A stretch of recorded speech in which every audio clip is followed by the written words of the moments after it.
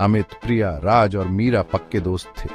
हमेशा नई नई शैतानी करने को तैयार और हंसने के लिए तो बस पूछो मत। एक दिन अमित, जो सबसे बड़ा रिस्क लेने वाला था, उसके दिमाग में एक आइडिया आया।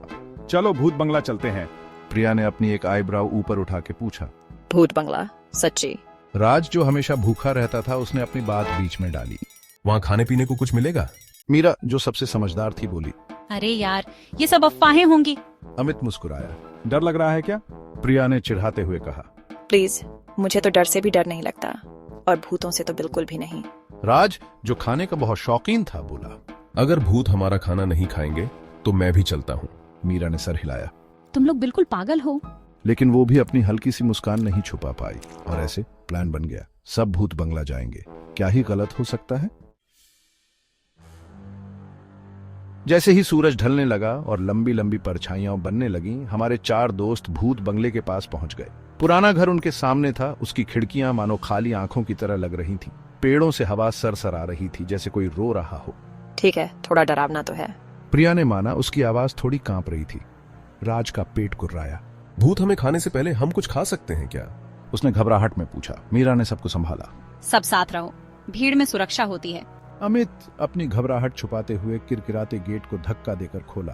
देखो, डरने की कोई बात नहीं है, उसने कहा। उसकी आवाज थोड़ी ज्यादा तेज थी। अचानक एक काली बिल्ली झाड़ियों के पीछे से निकलकर भागी और फूंफकारी। अमित चीख पड़ा। प्रिया और मीरा जोर से हंसने लगी। राज भी थोड़ा घबराते हुए हंसा। शायद ये इतना बुरा नहीं होगा, शायद ये मजेदार होगा। भूत बंगले के अंदर मकड़ी के जाले जैसे हैलोवीन डेकोरेशंस लगे थे। हर जगह धूल जमी थी और हवा में सीलन और किसी और चीज की गंध थी।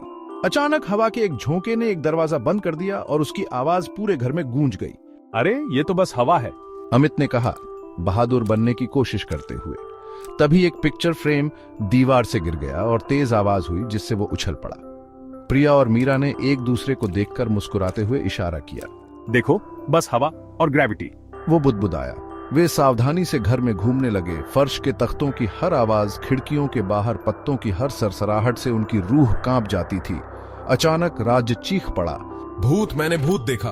वो चीखा, कांपते हुए उंगली से बगीचे में कपड़े सुखाने की रस्सी पर लटकी एक सफेद चादर की ओर इशारा करते हुए। प्रिया हंसते हंसते दोहरी हो गई। राज, वो तो बेडशीट है। वो हंसते हंसते बोली। मीरा भी अपनी हंसी नहीं रोक पाई। अमित मुस्कुराया। शायद ये भूतिया घर का एडवेंचर डरावना होने से ज्यादा मजेदार होने वाला था।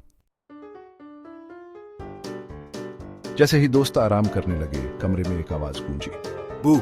ये आवाज धूल भरी दीवारों से टकराकर गूंज रही थी। दोस्त चौंक गए और घूमकर आवाज की तरफ देखने लगे। वहां हवा में तैरता हुआ एक छोटा गोल मटोल शरीर सफेद चादर में लिपटा हुआ था। उसकी आंखों के लिए 2 छेद थे, जो बड़े और थोड़े मजाकियां लग रहे थे। डरो मुझसे प्राणियों, क्योंकि मैं... भूत ने भारी आवाज में बोलना शुरू किया। वो रुका, अपना गला साफ किया और फिर से शुरू किया, इस बार पतली आवाज में। क्योंकि मैं चिंटू भूत हूँ। अमित, प्रिया और मीरा उसे देखते रहे। उनके मुंह खुले के खुले रह गए। फिर वे जोर से हंसने लगे। चिंटू भूत कंफ्यूज्ड लग रहा था। तुम लोग क्यों हंस रहे हो? क्या ऐसे घर में भूतिया नहीं करते? उसने पूछा। उसकी आवाज पतली और भारी आवाज का मिश्रण थी। अरे बस, तुम ज्यादा डरावने नहीं हो चिंटू। चिंटू भूत उदास हो गया। चादर उसके चारों ओर ऐसे लटक रही थी, जैसे कोई उदास पिचका हुआ गुब्बारा। मैं पूरी कोशिश कर रहा हूँ। वो रोया। चिंटू भूत का उदास चेहरा देखकर प्रिया ने माहौल हल्का करने का फैसला किया। तो चिंटू भूत, उसने शरारती निगाहों से कहा, बताओ, भूत होने में कैसा लगता है? चिंटू का चेहरा खिल उठा। बहुत अच्छा लगता है। मैं तैर सकता हूँ, दीवारों से होकर गुजर सकता हूँ और लोगों को डरा सकता हूँ। वह रुका। खैर, मैं अभी भी डराने वाले पार्ट पर काम कर रहा हूँ। उसने आह भरी। लेकिन एक चीज है जो मुझे बहुत याद आती है। वह क्या? अमित ने उत्सुकता से पूछा। चिंटू ने इधर उधर देखा और धीरे से कहा, आम का अचार। मुझे जिंदा रहते हुए आम का अचार बहुत पसंद था। अब मैं उसका स्वाद भी नहीं ले सकता। राज के कान खड़े हो गए। आम का अचार तुम कह रहे हो? उसने अपने बैग में हाथ डाला। मेरे पास तो मेरी मौसी का बनाया हुआ स्पेशल आम का अचार है। चिंटू ने हांफते हुए कहा, क्या मैं बस उसे सूंघ सकता हूँ? प्लीज? राज, जो हमेशा खाने के मामले में दयालु रहता था, तुरंत मान गया। जैसे ही तीखे मसालेदार आम के अचार की खुशबू कमरे में फैली, चिंटू ने अपनी आंखें बंद कर लीं और गहरी सांस ली। ये मुझे पुराने दिनों की याद दिलाता है। अपने नए दोस्तों से उत्साहित होकर चिंटू ने अपनी कहानी बताई। मैं हमेशा से चिंटू भूत नहीं था। मैं चिंटू कुमार था, आम के अचार का दीवाना अकाउंटेंट। दोस्तों ने चिंटू की कहानी सुनी। वह एक दयालु लेकिन क्लमसी आदमी था, जो नंबर्स और अचार के अपने प्यार के लिए जाना जाता था। वह अपनी नींद में शांति से मर गया था, लेकिन उसकी आत्मा अभी भी उस स्वादिष्ट अचार के लिए तरस रही थी, यहीं भटक रही थी। तो तुम यहाँ लोगों को डराने के लिए नहीं हो? नहीं, मैं बस कभी कभी अकेला हो जाता हूँ और मुझे आम का अचार बहुत याद आता है। अमित, प्रिया, राज और मीरा ने एक दूसरे को देखकर मुस्कुराया।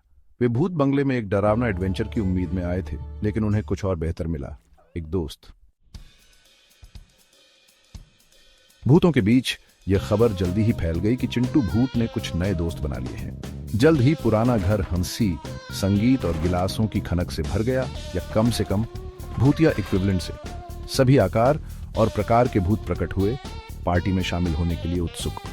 एक भूतिया संगीतकार था जो एयर गिटार बजाता था, एक भूतिया रसोइया जो फैंटम समोसे बनाता था, और एक भूतिया नर्तक जिसकी हर हरकत से आपकी रूह कांप जाती थी। डर से नहीं, बल्कि शेयर एंटरटेनमेंट से। दोस्त खुद को खुशी के इस कॉस में खोया पाते हैं। उन्होंने नाचा, हंसा, यहाँ तक कि भूतिया ट्विस्ट सीखने की भी कोशिश की। इसमें बहुत सारा तैरना और घूमना शामिल था, मिले जुले परिणामों के साथ। भूत बंगले ने इससे पहले जीवन, आफ्टर लाइफ और बीच की हर चीज का ऐसा उत्सव कभी नहीं देखा था। जैसे ही रात ढलने लगी और सुबह की पहली किरणें धूल भरी खिड़कियों से झांकने लगीं, दोस्तों के लिए भूत बंगला छोड़ने का समय आ गया था। वे पुराने घर के बाहर खड़े थे, चिंटू और उसके भूतिया साथियों को अलविदा कह रहे थे। एडवेंचर के लिए धन्यवाद चिंटू।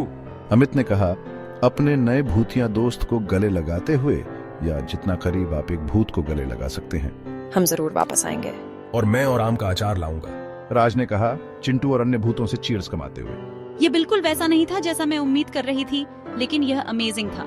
चिंटू अपने भूतिया दोस्तों से घिरा हुआ वापस लहराया। कभी भी आ जाना, आम के अचार का जार हमेशा खुला है। जैसे ही वे भूत बंगले से दूर चले गए, उगता हुआ सूरज आसमान को नारंगी और गुलाबी रंगों में रंग रहा था। दोस्त अपने एडवेंचर के बारे में बात करना बंद नहीं कर सके। वे डर की तलाश में गए थे, लेकिन उन्हें कुछ और कीमती मिला, दोस्ती, हंसी और अनएक्सपेक्टेड के लिए एक नई एप्रिसिएशन। उन्होंने सीखा कि कभी कभी रात में जो चीजें बम्प करती हैं, वे बस अकेली आत्माएं होती हैं जो कनेक्शन की तलाश में होती हैं, और यह कि भूतों को भी एक अच्छी पार्टी पसंद होती है, खासकर जब आम का अचार शामिल हो। उस दिन के बाद से अमित, प्रिया, राज, मीरा और उनके भूतिया दोस्त चिंटू भूत सबसे अच्छे दोस्त बने रहे, ये साबित करते हुए कि आप सबसे अनएक्सपेक्टेड जगहों पर दोस्ती पा सकते हैं, यहाँ तक कि एक भूतिया घर में एक दोस्ताना अचार प्रेमी भूत के साथ भी।